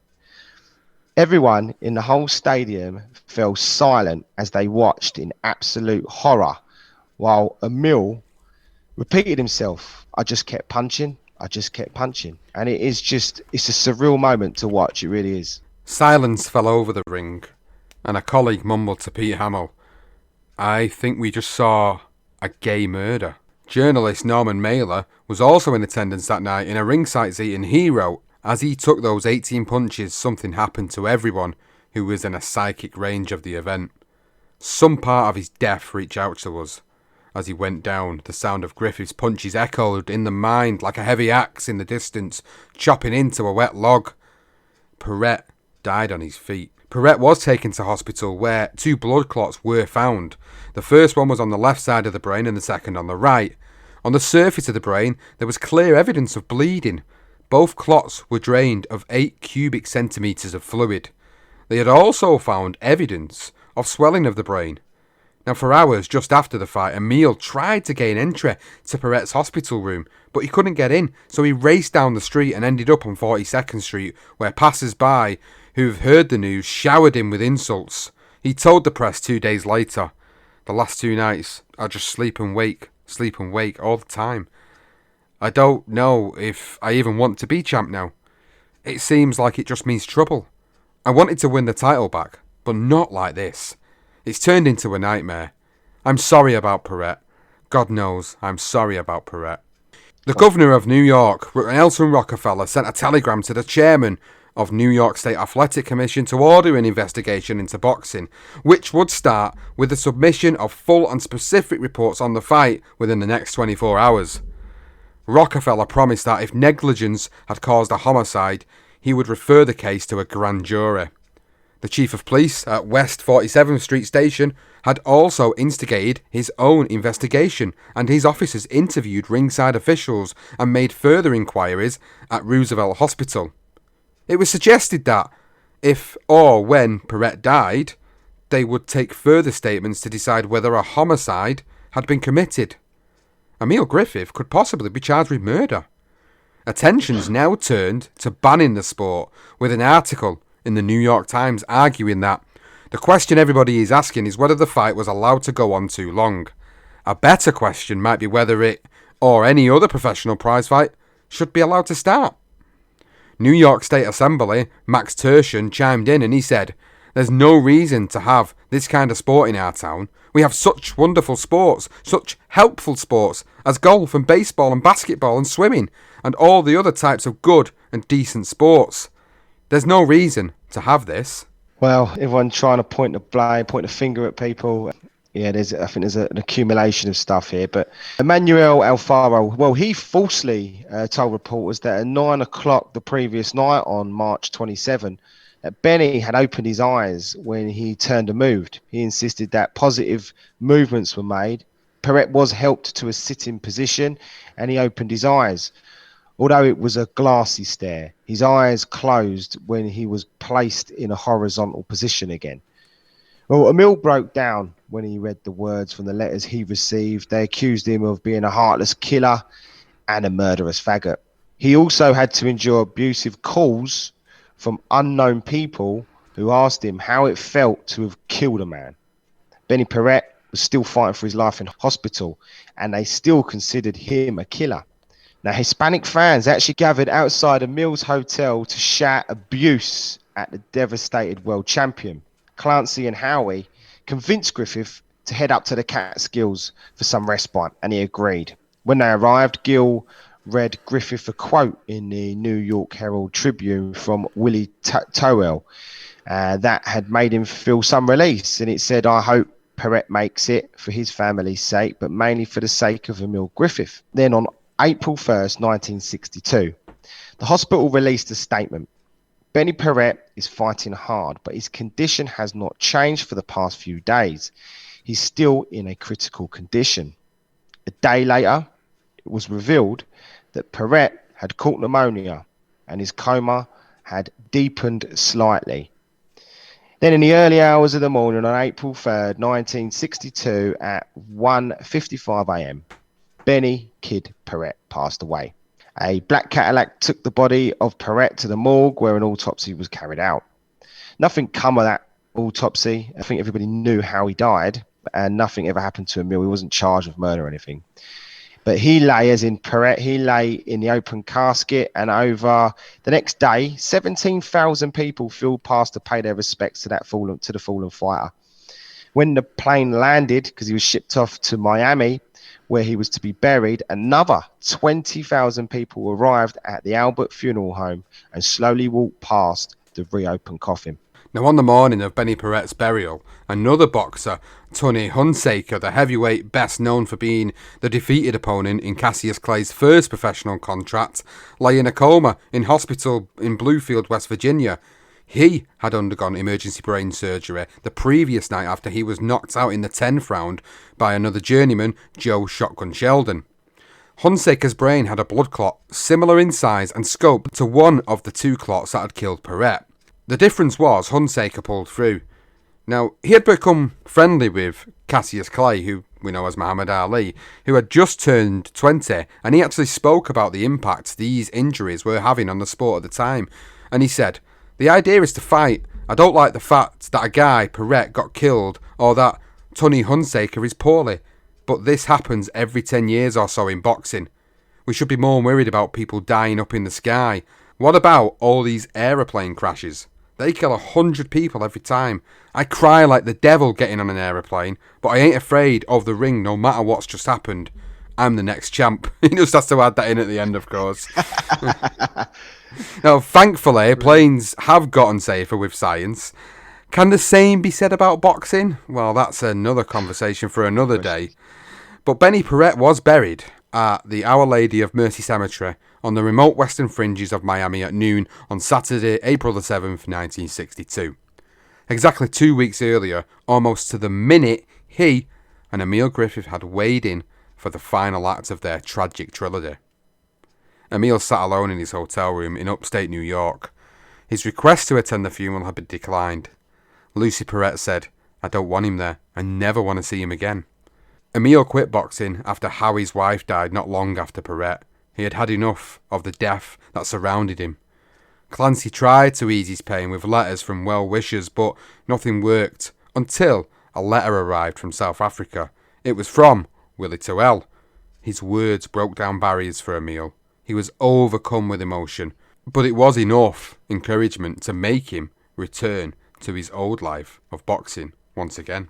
A great, I mean, from Willie sending all. It's a long. I mean, we could have put it in, but it's like a long letter from him, and it just says to him, he managed to get through it, and he's saying he will, and it just encouraged him to get back into it again. I suppose the big question here is, just quickly, we'll go through some reasons or who pointed a finger at who and whose fault it was. Paret's wife Lucy, she made up her mind. The referee should have stopped the fight, but I blame Griffith.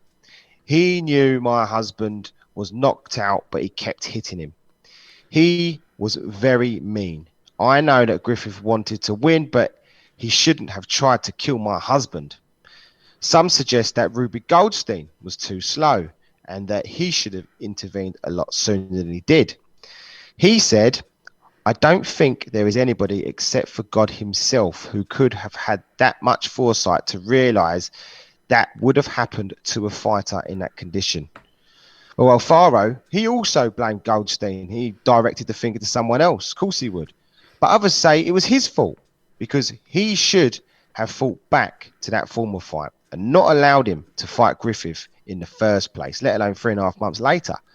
Trainer Bob Jackson explained Paret's death as former ate the meal, but Emile picked up the check.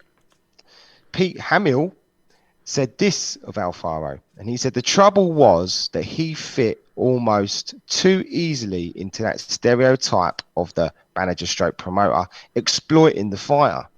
He actually told, Hamill said that he had got this information from someone that Alfaro told somebody, now I have to go and find a new boy.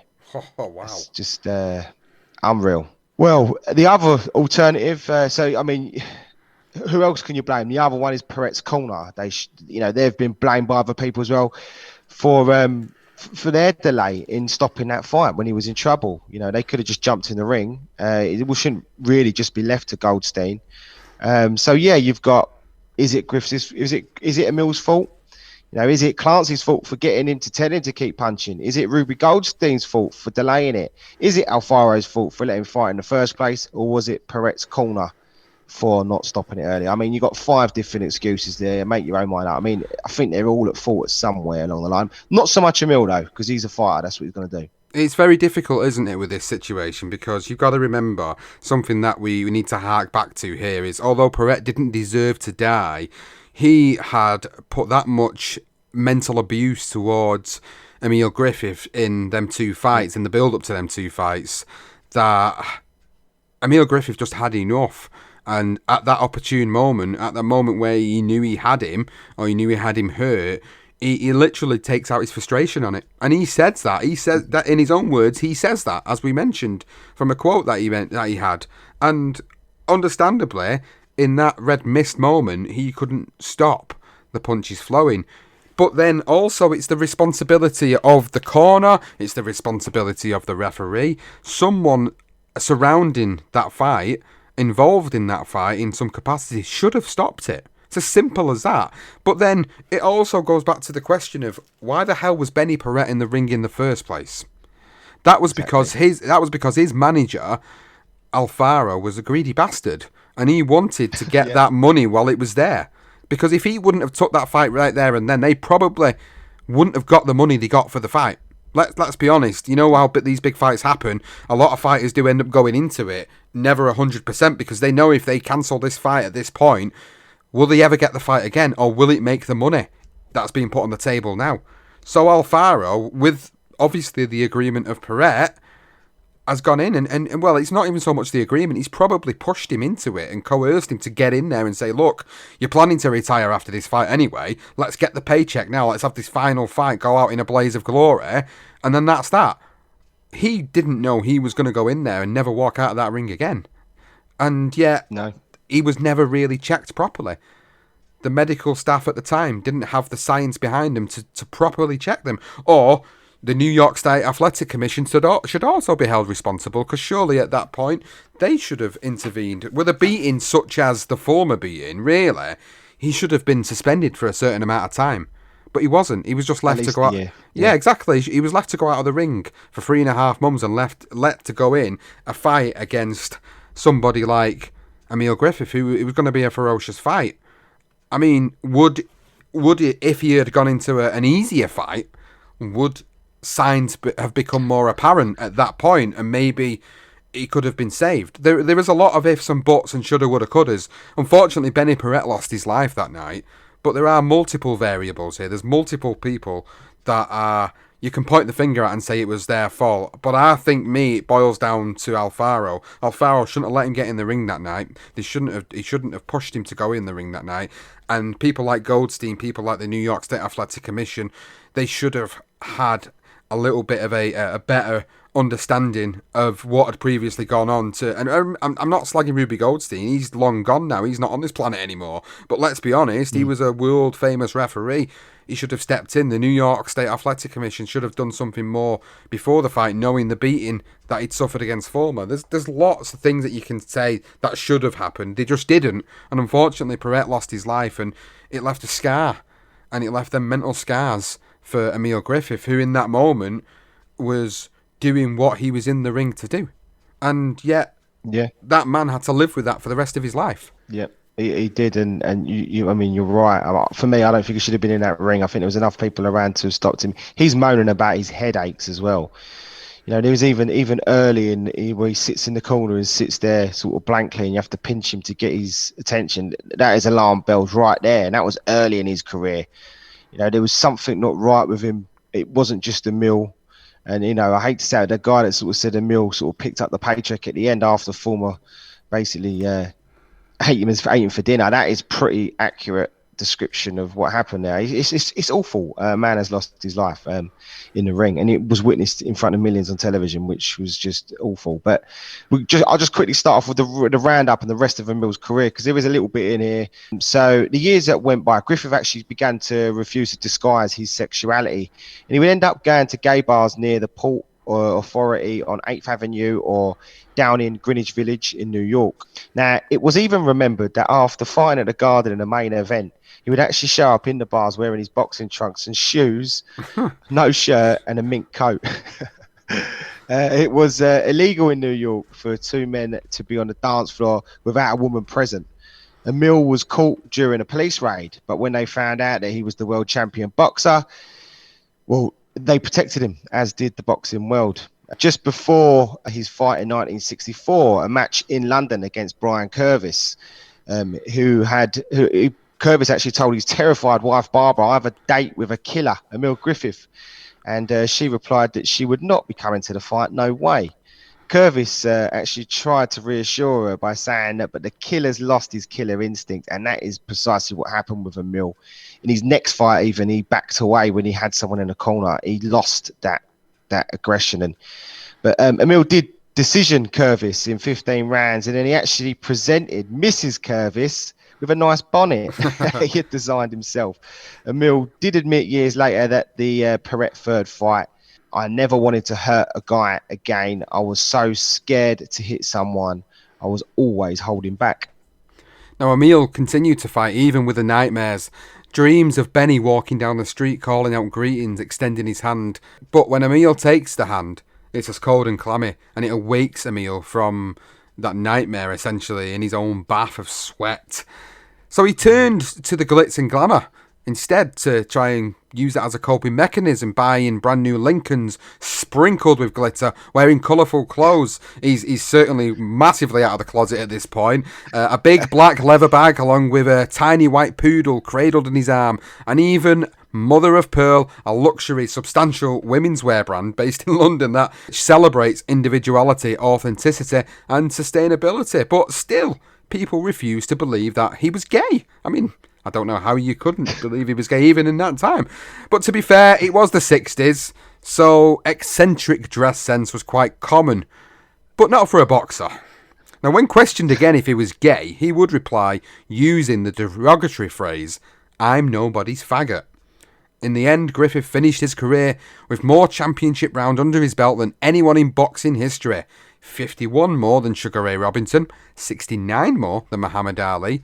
At the age of 39 and after 111 pro fights, 26 main events, more than anyone else in the combined history of the old and new Madison Square Gardens, Clancy told the 5-time world champion to call it a day following his defeat to Alan Minter. Yeah, Emile went on to train boxers in New York City by day, one Laporte being one of them. And he tended a bar at Jack Miller's pub in New Jersey by night after losing his job in the youth detention centre or facility in New Jersey. The reason was because he hadn't adopted, but he had allowed this Luis Rodriguez, 16 at the time, having trouble. He actually allowed him. He attended the centre, this kid, but he moved him in, and that's why he lost his job. But then after Laporte lost to Costa Zoo, Emile decided to go to a bar in Manhattan. That was the night that a gang of men jumped him. They beat him with pipes or bats, couldn't quite work out what it was, kicked him with their heavy boots like a dog, robbed him, and left him for dead on the street. He actually managed to get back to his feet. He actually got to a cab, and the men had witnessed it. They caught up with him, and they began to slam the door on his body over and over again until he dropped again on the floor unconscious. Not quite sure what happened with the cab driver. He must have just drove off, but somehow Emile managed to get himself onto a train going in the wrong direction. While he was on this train, he was slipping in and out of consciousness, but then he eventually managed to stagger home. He nearly dies in hospital. His battered kidneys fail. He goes on dialysis. His spine gets infected, and the severity of the site of the beating suggests a gay bashing, a hate crime, but no one will ever know. By the time Emile comes home 2 months later, he remembers absolutely nothing of it. Now, to complete this story, Luis, the adopted son of Emile, and Benny Paret Jr. actually ended up working in the same postal office in Manhattan. Benny Jr. even met with Griffith several years later, and he hugged him, and he told him that he wasn't to blame for his father's death. In 2008, Emile told his friend Ron Ross, a writer, "I keep thinking how strange it is. I kill a man, and most people understand and forgive me. However, I love a man, and many say this makes me an evil person. To so many people, this is an unforgivable sin." It's a story. It's a story and a half, isn't it? I mean, like these legendary, these legendary nights that we've been covering. You know, it's legendary, but it's not legendary in the way that maybe a Gatti Ward is legendary. It's legendary in the fact that these two guys, these two competitors, had a trilogy with each other. There was so much needle. I mean, do people, after listening to this, have a bad opinion of Benny Paret because of his homophobia towards Emile Griffith? I mean, it was shocking. It was obviously, an uneducated time for people with homosexuality. It wasn't accepted by the world. So it's the same as racism as well. It's the same thing. That still obviously occurs today. So does hate crimes against homosexual people. All that stuff still happens today. But back then, I'd probably say it was even worse. Maybe people would argue wrong. I'm not a gay man, or I'm not in a certain ethnic minority which subjects me to being abused in some way, shape or form. So I can't say I've personally experienced that. So I wouldn't really know if it is still as bad. But reading all the stories that we've read over the years for our podcast and looking at the times and trying to put ourselves into that frame of mind and that period of time, you kind of get the feeling it was, this is an unbelievable sin to be committing. So do people dislike Benny Paret for that? Will they hate him for being that way? I don't know. I mean, I can't say after doing this story and going into the depths of how bad things were that I could honestly dislike the guy as a person, because it seemed like he was just trying to do what he wanted to do as a professional. I think he was just very uneducated, and because it was so frowned upon at the time, although it's not acceptable and I don't condone it, I still do feel for the fact that this guy eventually loses his life in the ring as a result of doing a sport that he loved. And at the end of the day, Emile Griffith, all he wanted to do was to check on the guy, and he never got the opportunity to do so. So that must have been difficult. Them demons must have never been able to be laid to rest, even though years later Benny Jr. says, look, it's not your fault. This is not your fault what happened. He must have still had them demons there all the way until the end. He must have done, because that is horrific. It's horrific what happened. It's horrific, the tale in itself, and it's really sad. It is really sad. You've got one guy on one side who is being... he's being abused because of his sexuality, and then you've got the guy on the other side who ends up losing his life. It's just, the overall tale of it is so sad, but everything surrounding it's just so thrilling. The fights are so thrilling between one another, and if you've ever wanted to check out a trilogy, or a trilogy that's really underrated, barring the fact that Benny Paret dies at the end of the third fight, this whole trilogy overall is quite compelling to watch. It's brilliant. It definitely deserves to be up there, in the Legendary Night stories, and this is why we've covered it as a tale, because I think that it needs to be brought to the forefront, and these types of stories, they have to be brought to the forefront to understand the context behind it. People post that particular picture all the time on social media of Paret looking like he does at the end of that fight. People post it and they put the captions to it about what happened. But did they really go into this much detail? Did they really talk about how Benny Paret was, he was a homophobe? He didn't like the fact that Griffith was gay, and he'd mock him in interviews. Do people really know that?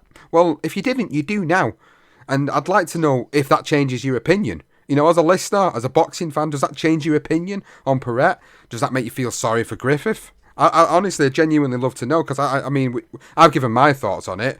Johnston, I'll pass it to you and let you give your thoughts for the listeners, but this tale, I have enjoyed it. I really have enjoyed telling the tale. I just feel so sorry for the pair of them, really, at the end of it all.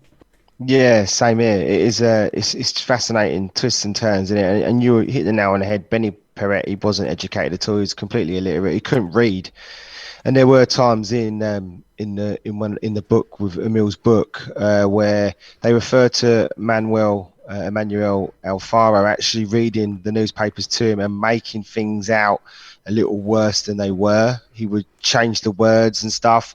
He was like a father figure to Paret, and he wasn't a good man to have as a father figure. All he wanted was the money. And whereas Emile had them two father figures in Howie and Clancy, and they looked after him. They wanted to be literally where their wives were like his mother, his other mothers as well. They knew he had this sexual preferences, but they didn't really question it. And as Sugar Ray Robinson said, they just sort of put it over there, and that's what they did. They knew it, but they warmed to him. They took him in, and I think that's the difference with Paret, uneducated and being directed the wrong way. I think that's what made him sort of goad Emile, and I think that would have been Alfaro that would have told him to do that. He would have said, say these things. Some of the stuff as well, he's speaking in Spanish to American reporters, so all of this information we get from the American reporter is what Alfaro says. How much did Paret actually say? We don't really know, because he didn't speak brilliant English, so it is. I think he was manipulated badly. It's a mad tale. It really is. It has everything, isn't it? It really does. And like it's not just about the fights, it's about everything else, but the fights itself are terrific. And obviously the fatal third fight is it's just horror in that final round. But yeah, what a mad, crazy story. And the fact that this was only the beginning of Emile Griffith's career. After all that, he still went on to become a 5-time world champion and fight some of the best fighters around, like Dick Tiger and Nino Beneventini and even Carlos Monzon. He has so many as his other part of his career. It's just a whole fascinating story. It really is. I think that makes for a good nod to career profiles in the future for Emile Griffith. Definitely something worth doing. When you touch on that second half of his career, essentially you've got the career leading up to the death of Benny Paret, and then the second half when he fights guys like Carlos Monzon, and he fights guys like Alan Minter, of course, as well. Our own Alan Minter. So there's a lot more story to tell with Emile Griffith. But we hope you've enjoyed listening to it. We hope you've enjoyed listening to this tale of Emile Griffith and Benny Paret. This underrated trilogy of fights, ecstasy and agony, all in the same story. We've really thoroughly enjoyed telling you this story, and if you've enjoyed listening to it, please let us know on social media at Legend Night Pod or BTR Boxing Pod on Twitter, the Facebook page, BTR Boxing Podcast Network. It's also the same on Instagram as well. I want to give a big shout out to all the patrons who support us separately. We provide you with early access to this episode, so you will have listened to this before all you general release listeners. And if you've not already checked out the Patreon service, please go and do so. Check out the membership tiers that are available. There are episodes that have not been released to the general public, which is a benefit of becoming a patron. So please do go check out patreon.com/BTR Boxing Podcast Network. We thoroughly hope that you've enjoyed this tale of Emile Griffith versus Benny Paret.